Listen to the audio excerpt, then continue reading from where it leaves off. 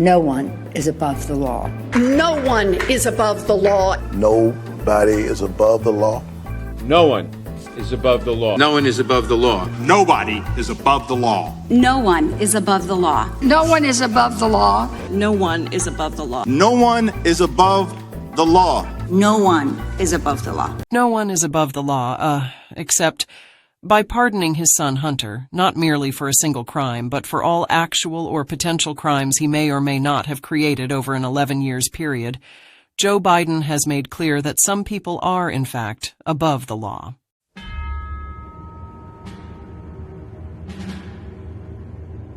On this monumentous day in American history, we are sending the message.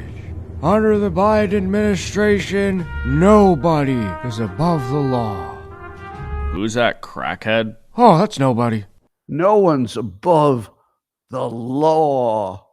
And no one is above the law. And you have to add the drama at the end. It's like, no one is above the law. And oh my God. In other news, Americans are making fun of Jill Biden's 2024 White House holiday decorations. Behold.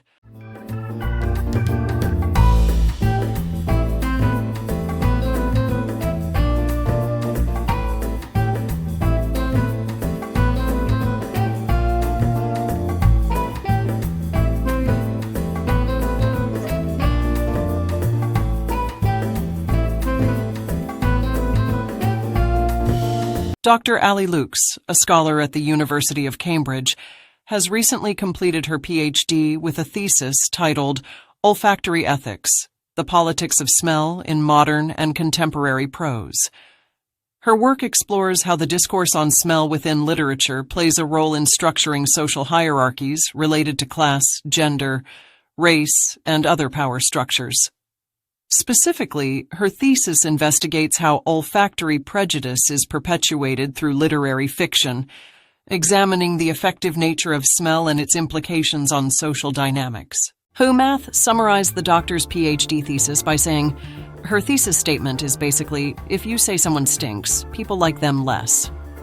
Remember this when they tell you that women are beating men at getting an education. Dr. Ali Louks then stated, to be clear, this abstract was written for experts within my discipline and field.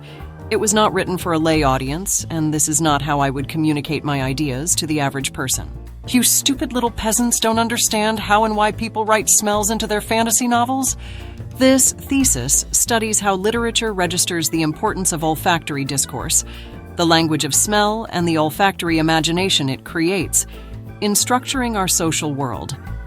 The broad aim of this thesis is to offer an intersectional and wide-ranging study of olfactory oppression by establishing the underlying logics that facilitate smell's application in creating and subverting gender, class, sexual, and racial power structures. I focus largely on prose fiction from the modern and contemporary periods so as to trace the legacy of olfactory prejudice into today and situate its contemporary relevance.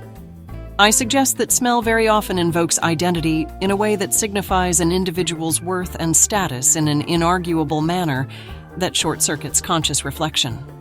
This can be accounted for by acknowledging olfaction's strongly affective nature, which produces such strong bodily sensations and emotions that reflexivity is bypassed in favor of a behavioral or cognitive solution that assuages the intense feeling most immediately.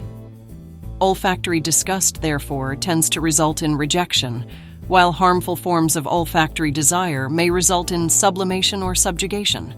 My thesis is particularly attentive to tensions and ambivalences that complicate the typically bifurcated affective spectrum of olfactory experiences, drawing attention to pleasurable olfactory relations that have socio-political utility. I argue that literary fiction is not only an arena in which olfactory logics can be instantiated, but also a laboratory in which possibilities for new kinds of relations and connections can be fostered and tested. Did you understand a word of that? I'm guessing you didn't. Anyways, don't forget to hit that like and subscribe button for more news and information. Have a fantastic day.